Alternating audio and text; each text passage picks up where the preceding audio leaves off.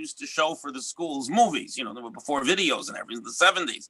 So as a little kid, I went to watch Treasure Island, and I was deeply disappointed because the movie I had in my head from reading the book was much better and much more exciting and much more vivid than the movie they showed me on the screen.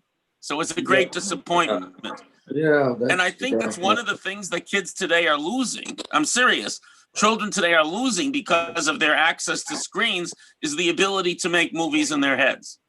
So it's unfortunate. Okay, let us carry on. החודש הזה? Yeah, okay. So so now we're up to HaChodesh Hazeh, correct. Okay. 1 second, please.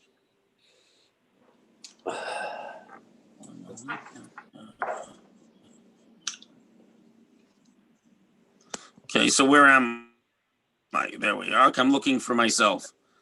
Okay, good. Now, so where we are here is we're going to look at a Chodesh Hazeh Lochem. Yeah, so this is very, very important, people. We don't have V'yomer Hashem Moshe. Hashem said to Moshe and to Aaron, Be'eretz Mitzrayim, in the land of Egypt. Yeah, Sheila, I'm sorry. I apologize. I didn't see you in the waiting room. I hope you weren't waiting too long. So Hashem said to Moshe and Aaron in the land of Egypt, saying, this month to you. Now, what does the word Chodesh mean, actually? What's the shorish? What's the Hebrew root of the word Chodesh? Chadash. Which means? New. Right, because the moon renews. So God tells Moses, this month shall to be you the first month of the year, that we count the months for the holidays and so on from Nisan. And what is a month? The Chadash, the new moon, because a solar month, there's nothing new in a solar month.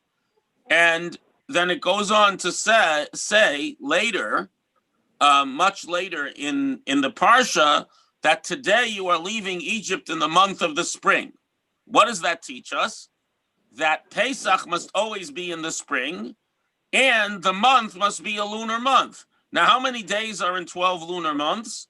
About 354, which gives you 11-day deficit against the solar year, which means that if we only had 12-month years, we would start going back through the calendar the way the Islamic calendar does.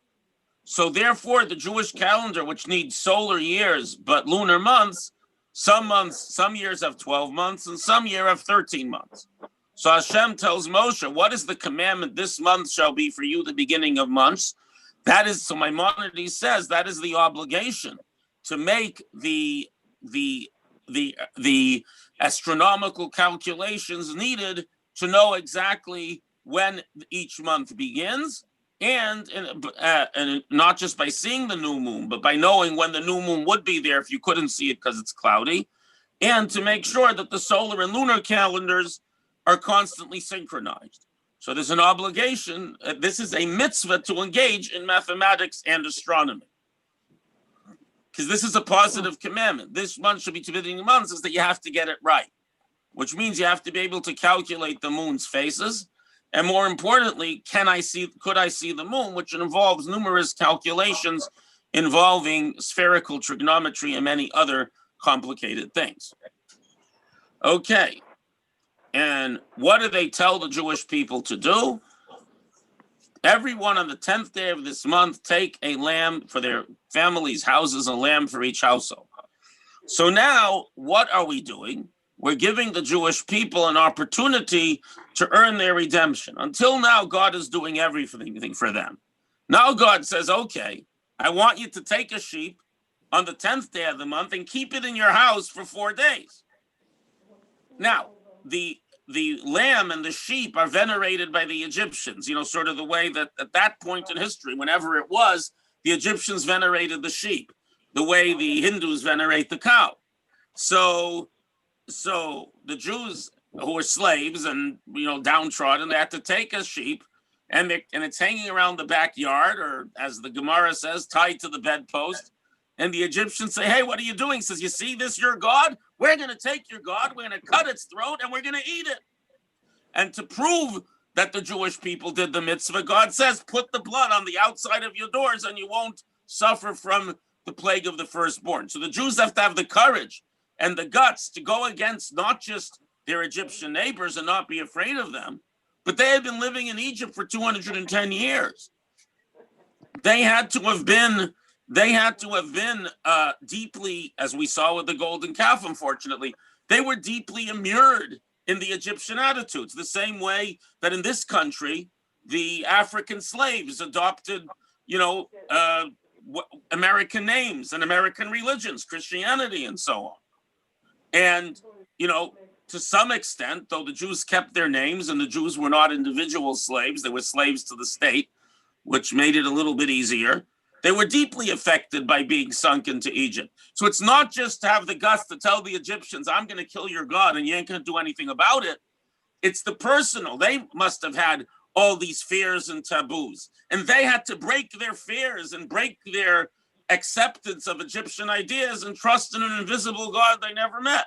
And it's in this merit they were able to leave Egypt, because God never does something for you without you doing something too. And what did they have to do? The courage to break their own taboos and their own fears, and even their fear of the Egyptians. So in where I was growing up, we had that done every week. We had a carp swimming for 4 days in the bathtub, and then prepared it on Friday. The difference is, Yossel, and by the way, when we lived in Los Angeles, every year Pesach, we used to go to the Chinese market and buy a live carp and put it in the bathtub. And you know something? They're very strong fish. When you try to take it out of the bathtub and it's still alive, it gives you a big slap. A very strong fish carp. But at any rate, my point is that the carp is not worshipped by the people of Springfield or New York or Los Angeles or even Warsaw or Lodz. No one worshipped the carp. There have been massacres in India because some Muslim guy decided to shecht a cow, and the Hindus got very, very annoyed. So, to go take the sheep was very different from taking a carp, Joe. Yes.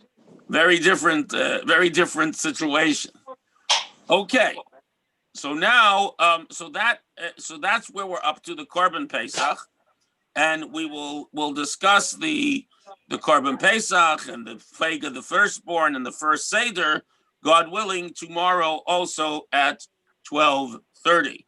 Until then, and tonight, of course, if you want to join us, we'll be studying the big idea. We'll be studying more about the interaction between Jewish law and Jewish communities and the law of the land. So until then, take care, everyone, and be well. Thank you, Rabbi. Thank you all for coming. Thank you, Rabbi. Yes. Take care, Sheila. Have a great day. Sylvia, Nicole, and Yossel. Thank you. Thank you.